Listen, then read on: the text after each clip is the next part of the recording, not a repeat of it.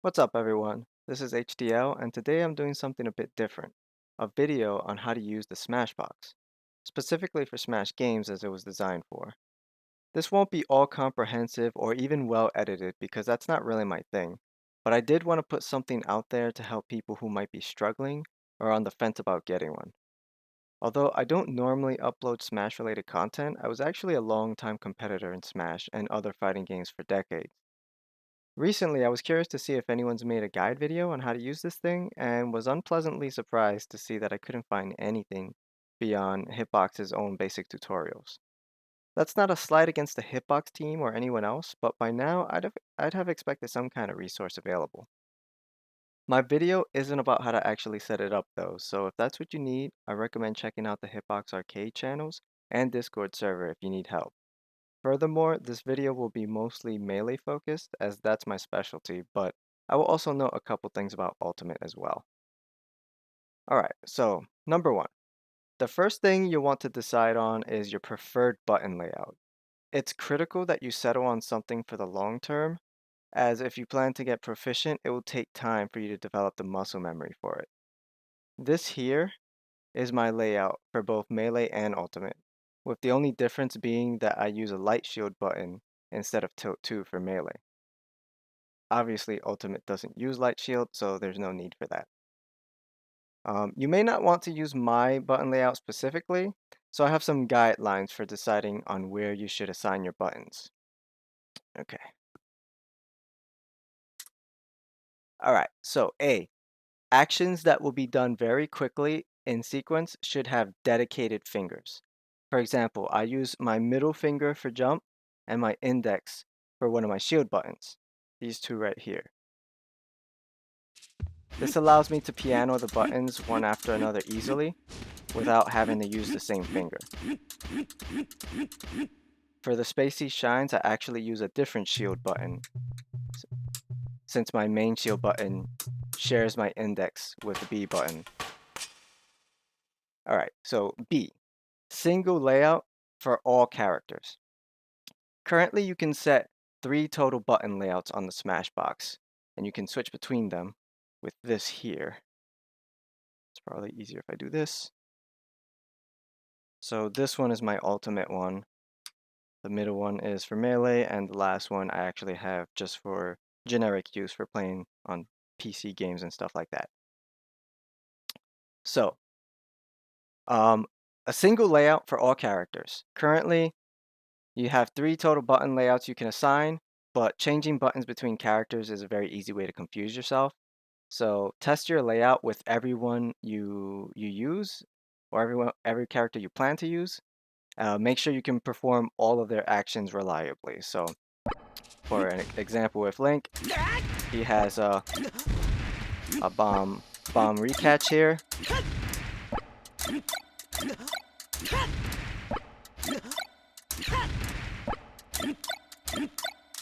It's not the easiest thing to do. Also helps that I don't tend to play this game that much anymore, but that is one thing that you want to look out for. If there is something with your character that you need to be able to perform, you need a layout that's going to be able to facilitate that. Okay, C, bottom row of buttons as your main row. This is what I highly recommend, these 4 bottom row buttons. So actions like jumping, shielding, and the A button are extremely good on the bottom row because it allows you to more easily access the C stick buttons without having to stretch your thumb all the way. D, comfort. Whatever you settle on, make sure it's comfortable for your hands because you're naturally going to have to repeat all these actions frequently. Now, I do want to stress that in the beginning, there is a transitional period, and some things that may feel weird or uncomfortable are really just a result of unfamiliarity with the controller. Keep practicing and working on your consistency by repeating basic actions until you can do them without mistakes and without having to think about where the buttons are located. All right, so the second thing I want to point out is analog to digital. And this is probably the hardest thing to get accustomed to at first. The Smashbox features tilt buttons as well as axis angle modifiers. For basic things like tilts and walking, turning around, stuff like that, your main tilt button should be the go-to button. By changing your values in the designer software, you can have this tilt button behave slightly differently for certain things. For instance, I have mine set to allow for short boomerangs with Link. This right here is my tilt button. So if I do this, I don't have to worry about hitting this. See how I walk? If I hold the tilt button and I do this, I walk. And he does that kind of weird walk animation. If I start the walk and then release the tilt button, then I get the full speed walk animation.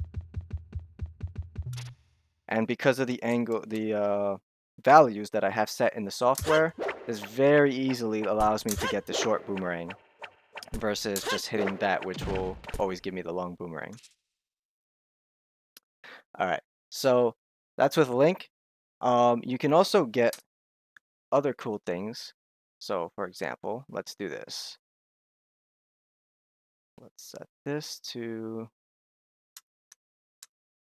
right, and player 2. So now I'm Marth. So here's another cool thing that you can do. You can get very easy reverse up Bs using the tilt button. You can pull bombs in the air without fast falling. Very useful for Link's bomb recovery and just recovery in general if you need to toss a bomb at someone.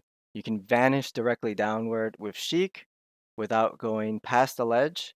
So here's what that looks like. Okay. Let's just go ahead and set this to 2. And we want 3. There we go. Okay. So normally, if I do vanish and I hold straight down, Sheik will just go past the ledge. Now you can hold down, and then after the vanish, you can release down, and that works. The problem is that normally, if you do your vanishes like this very close, you have less time to release down, and there's always the risk of accidentally holding down for too long, or there's accidentally releasing it and going straight up instead. If you use the tilt button, however, not only can you drop from the ledge without fast falling, but you can do a vanish straight down and continue to hold straight down, and you'll never, ever accidentally vanish straight up or go past the ledge. Very, very useful. You can also set your tilt to do reverse. I can't show it in this game because it's for ultimate, but reverse up tilt and down tilts out of a dash. Those are very, very useful in ultimate. Not really a thing in melee, but in the different profile that I recommend you set for that game, you can have your tilt button do that too. So you can very easily get reverse up tilts and down tilts. The tilt button is unnecessary for movement in the air. Since your character can very easily drift and they don't have any dash, you can just tap and hold, and your character will gradually build up and lose speed. So aerial drift is really kind of a gradient, and you don't really need the tilt button for that. Although holding the tilt button does affect your aerial movement. Just keep that in mind. So let's see, what's next? I think here. Oh yeah, B specials. B specials. So normally, in order to do something like this, right, you would just tap the direction, release to neutral, and then hit the B button. But thanks to these modifiers, you can do it with no risk of getting like forward B or anything. More on that later. For light shields, I recommend setting a dedicated light shield button. You can see this is a full shield. This is a light shield. Mine is kind of just like a halfway shield. I use it primarily for Marth, and it's also helpful for Game & Watch. Whenever their shields are a little bit smaller, you can use the light shield, and basically cover up those exposed areas. Okay, so angle modifiers. Once you feel established with the basic movement and the tilt button, you can increase your overall control using the angle modifier buttons. I personally have these spread out because my usage of them depends on the specific action I'll perform, and the buttons I need to press change based on that. For that reason, I don't recommend a centralized location for all of them, but if that's what you're comfortable with, go ahead and stick to the defaults. These four buttons here are the defaults, but I have mine spread out. So this is my X1, X2, this is my Y1, and this one is my Y2. X1 and Y1 give you extremely shallow angles in the horizontal and vertical axes respectively. X2 and Y2 give somewhat less shallow angles. You can also press X1 and X2 together, or Y1 and Y2 together, and you'll get X3 or Y3. You can also assign buttons to X3 and Y3, but personally I find them unnecessary, so I don't have them anywhere on my layout. X1 is useful for giving the perfect height reverse up B. So let's just go ahead and do this. So player 2, 1x4, and player 3. Yep. Okay, so you can use, at least with my settings, you can use the tilt button to get a nice reverse up B. There's no risk of messing this up. He'll always get that reverse up B. You'll never do that by mistake. However, you can also use X1 to do this and get an even better angle. So you can be lower and get the perfect height with X1. It's very, very handy. Most of the time, it's not needed, but if you do need that extra bit of precision, if you feel like you're absolutely going to need it in order to survive, you can get that guaranteed reverse up B with no risk of screwing up the angle, and also a guaranteed reverse neutral B with no risk of doing this, which, as you know, if you're a spacey player, it can get you killed. So yeah, very, very, very useful. And also one thing I forgot to mention, if you hold the tilt button, remember I said that you can let go without fast falling. Well, it allows you to do this quite easily. Now technically you don't need to press down to drop. You can also press back to drop without fast falling, or you could use a C-stick button to do that. But it is a little awkward, and if you use back, then you'll wind up doing that instead, which obviously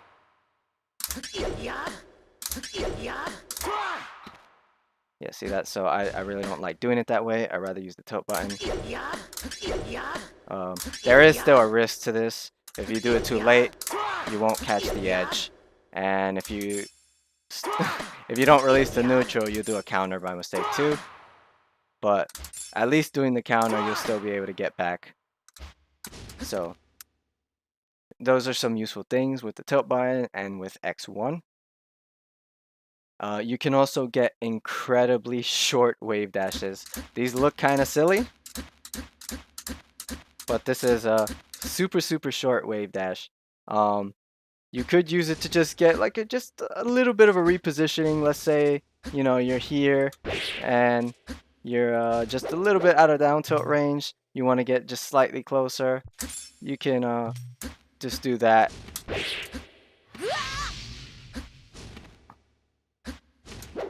Out of down tilt range, and you wind up shielding. You do that, and all of a sudden you're in range now.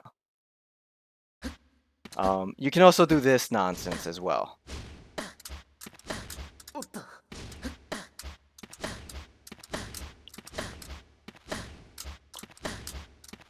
Obviously, this is kind of silly.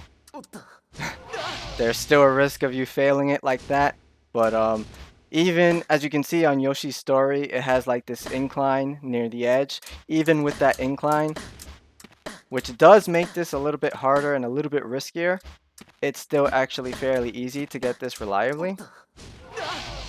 But I haven't actually practiced it all that much, only enough to demonstrate it. And this is actually a little bit easier on pretty much every other stage that doesn't have this incline. It is slightly harder on Yoshi's story, but this allows you to fake like you're gonna get back up to the stage and then wave dash back and re-grab the ledge without putting yourself further forward. So you can actually do your ledge dashes backwards and re-grab the ledge much more reliably by using X1. Y1 and Y2 are a lot more useful. Y2, mine is set here, but you can put yours wherever. Mine is right there. It allows you to shield drop perfectly every time.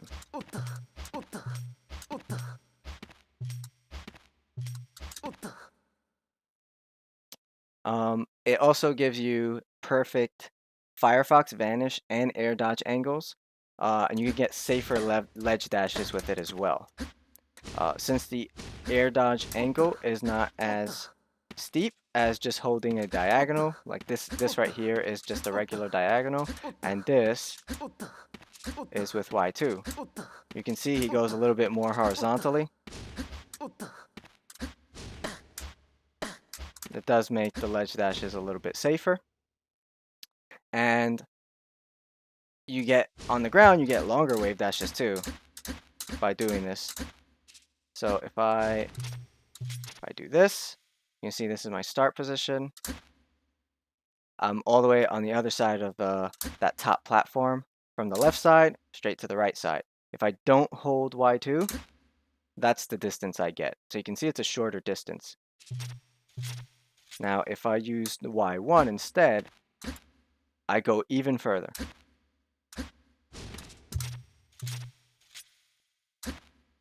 Like that.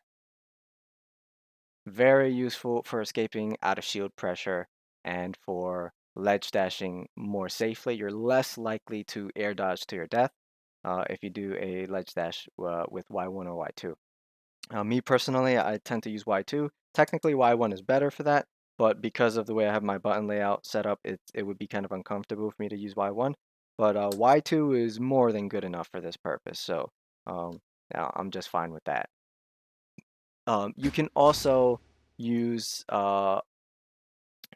these buttons. I tend to use Y2. I can't really show it with Marth. I can show it with Fox, but I don't feel like switching to him. You can get perfectly angled. Yeah, I can't really show it. He doesn't have an angled forward tilt. But you can get perfectly angled forward tilts and forward smashes by using the Y angle modifiers. All right, so one thing I want to highlight about the tilt and modifier values is that they differ between Smash games. So I highly recommend you use separate profiles for each game with their own custom values. With just using the values that I have for Melee, when I tried playing Ultimate, I actually couldn't do any up tilts. Instead, the character would just do like a short hop up air because the value was actually too high and it registered a jump. So just keep that in mind. You will have to experiment with different games depending on what you play and have your own angles and values set accordingly. All right, so the consistency benefits to using this controller, I mean, you get perfect dashes with no risk of failure. This game is notorious for having an issue with especially dashing back. There's no risk here. Since it's a digital button and not an analog press, you're going to get the same result every time, 100% of the time. Shield dropping, perfect. You don't have to worry about angles or anything like that. You don't have to worry about the controller inconsistencies, nothing like that. Shield drops are perfect. Like I said, the safer wave dashes, safer reverse up Bs, say, air dodges, everything. All the angles allow you to be safer and more consistent. Like I said before, with the neutral Bs, you can prevent accidental outcomes. And one of my personal favorite features of this controller, and it's the reason why I tend to use arcade sticks in general, is the Sanwa buttons. Now, there are all kinds of arcade buttons you can use, but these come with Sanwa buttons. You can replace them and use whatever kind you like. But Sanwa is a very well-respected, reputable company, and they've been making arcade parts for years.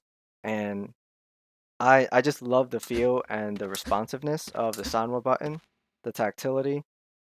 These are time tested. This is not a new company. These are not like new parts. Uh, well, I mean, obviously, when you get a new controller, the parts are new, but as far as the design of the parts and just how well they work, like they're extremely responsive. Uh, you're gonna be more precise with everything because everything is a button. So, you know, on a regular GameCube controller, if you have an analog stick, there's travel time, right? So if you're moving from this side to that side, there's gonna be some travel time. But with these buttons, it's pretty much instant. It all depends on how fast you can push it because the buttons are so responsive that you don't really have to worry about the travel time. They actuate very quickly. You can get up tilts from crouch very easily every time. You can do a run cancel into up tilt. There's no risk of jumping whatsoever. You're never going to jump because if you hold the tilt button and you press up, your character just doesn't jump. As a matter of fact, you can hold the tilt button, then hold up, and then release the tilt button, and it's pretty much the same as slowly moving your analog stick up on the GameCube controller and then holding up all the way. And then every time you press A, you just always get an up tilt, even though you're not holding the tilt button. And you can do this instantly too. You can piano the button. So you can go from tilt, up, and then release tilt, and keep holding up. And you can do it really fast.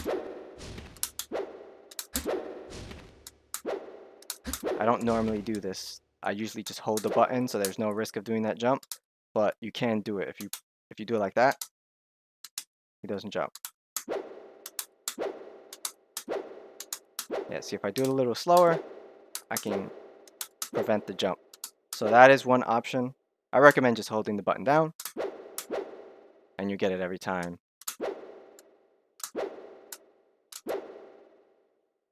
Yeah, so that's actually one of my favorites.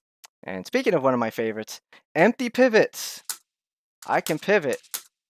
I can empty pivot much more consistently. It's still kind of tough just because of the way it was programmed into the game, but you can get an empty pivot, and this allows you to basically do anything. You can do empty pivot into down tilt. So, if someone is shielding, you can dash past them and empty pivot and down tilt their shield.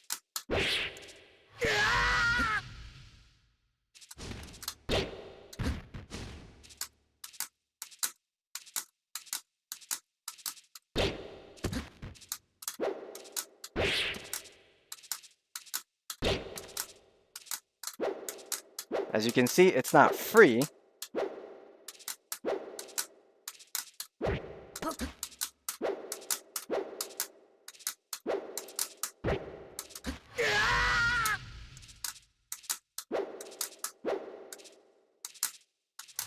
So yeah, you can probably get way more consistent than me if you practice this a lot.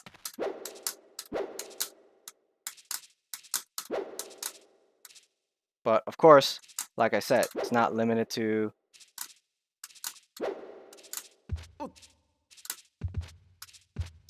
just down tilt.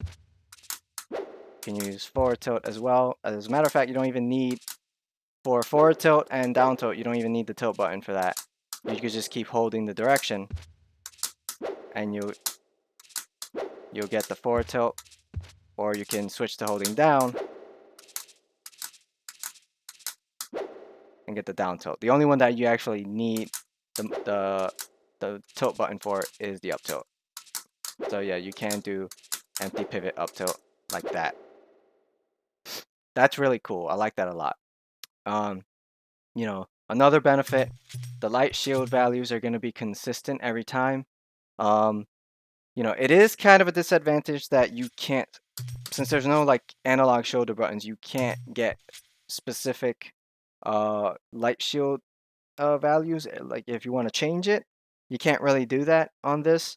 You can change the value in the software and it'll give you a different value. But then you'll always have that value every time you hold this button. So you can only really work with one value. So that is kind of a disadvantage. But given how light shield in this game is disadvantageous most of the time anyway, you only really want to use it for specific things, or if you're Game and Watch. Um, but this value works pretty well for me. If I'm playing as Marth or Game and Watch, it'll protect them. And it also helps to get out of shine pressure more easily as well. So uh, honestly, it's not really a big deal just having the one value, and you can customize it to whatever value you like. Um, Also, with the tilt button, you can get very easy down tilts on platforms without accidentally dropping. Because if you hold the tilt button and you tap down, your character won't crouch, or they won't go down. Normally, in order to do this, you would have to either uh, hold crouch during some other action, or you would have to just very slowly tilt the analog down until your character will crouch, and then you do that. But with this, you can do it instantly with pretty much no wait time and zero risk of accidentally dropping through the platform and getting one of these, which you pretty much you're not gonna want to do. So if you're on a platform, maybe here, and you want to pressure someone, chances are you don't want to do that because that's gonna get you killed. Um, and of course, I can't end this part on without explaining this. So let's see, player 4. Okay. So this is obviously the most important benefit you get with the Smashbox, but better moonwalking. Hey. And if you do it while walking,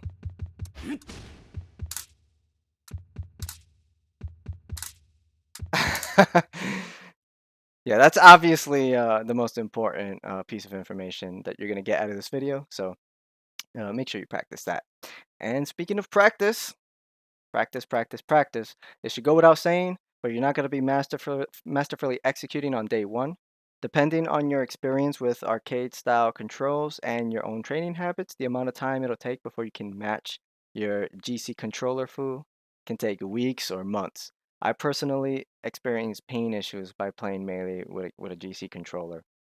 And although this may not be as big of an issue in other Smash games, the consistency benefits are still worth using it for. Speaking of worth, the price tag.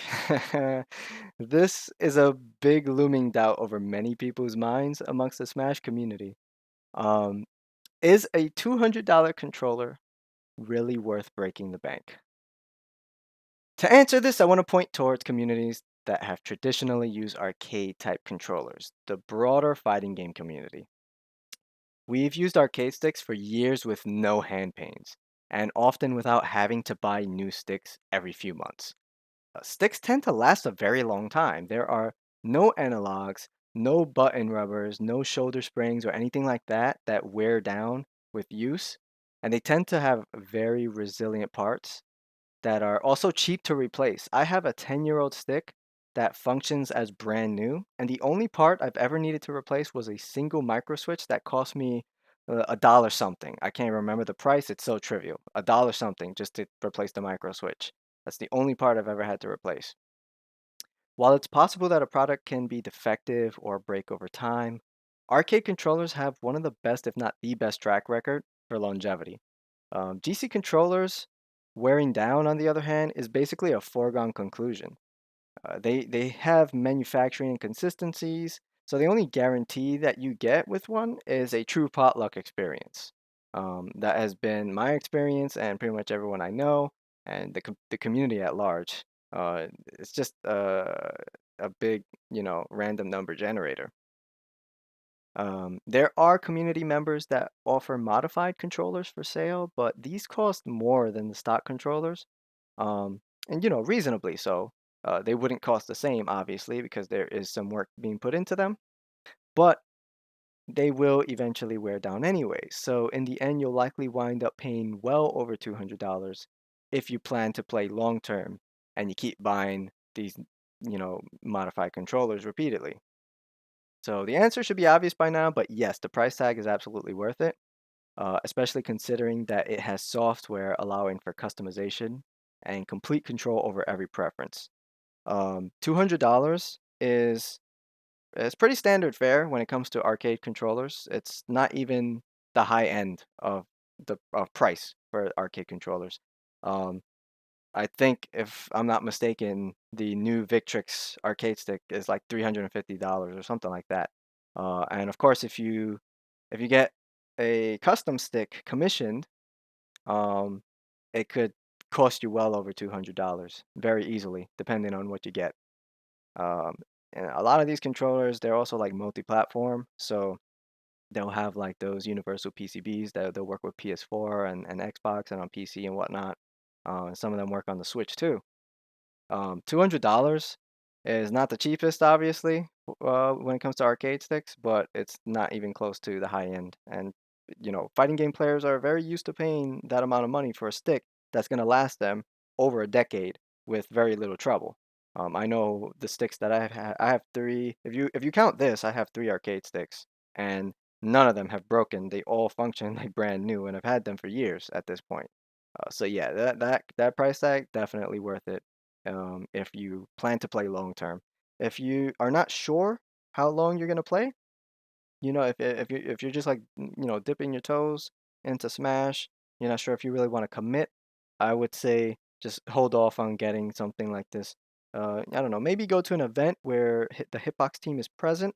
They usually have a booth where you can demo these things, and you can see if you like how it feels, and if you think you want to get one, you can go ahead and get one.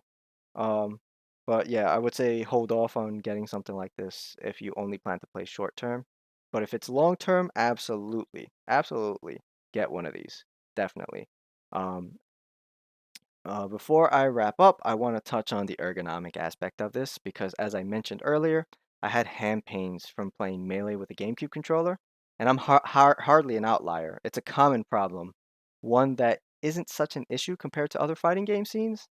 Um, in fact, I don't know anyone who plays other fighters with arcade sticks and also has hand, wrist, or arm pain as a result. You might find some Marvel 2 players that strain themselves, but otherwise, there are 40-something-year-old veterans playing Super Turbo with no issues to speak of. I could be wrong on that. Maybe someone does have a problem, but who knows if it's even related to the arcade sticks because, as I said, like it's not really a problem. It's not really a common issue in the broader fighting game community. Um, that said, there is a big pitfall with these types of controllers, and it's not even unique to the Smashbox. So I do want to address it. When playing, never curve your hands upwards like this. It may feel natural to simply rest them on the box like this, and of course, your curvature is going to depend on like, if you have your knees up here or depends on the chair you're sitting on, etc. It can feel natural, but this definitely can lead to pain. So I recommend keeping your forearms supported with armrests. Although my chair sucks and so do its armrests, but I mean, I manage. And also hover your hands over the buttons. So support your forearms with armrests and then hover your hands over the buttons. If you want, you can also just have your thumbs like kind of here, resting. And you basically want to maintain as neutral of a position as possible for basically the most ergonomic benefit. Um, Not only is it more relaxed of a position and of course neutral, but your fingers will be at the ready to react faster. So, I mean, it's gonna help your performance in the game anyway. And that's all for my guide on how to use the Smashbox. I hope some people found it helpful. Sorry for the editing. I'm not really so much of a video editor. I can do some basic editing, but it's not, like I said before, it's not really my thing. I just wanted to put, like this quick video out there just to explain some of the things that I haven't really seen anyone explain in other videos. I don't know, maybe there is a video that does cover this stuff and I just didn't catch it in the search. But in any case, hopefully I did cover some things that help you guys. And yeah, keep practicing. Familiarity takes a while, especially in this particular game. So once you get over that hurdle, your consistency and hopefully your enjoyment will improve, and you'll be able to very easily do everything you need to do.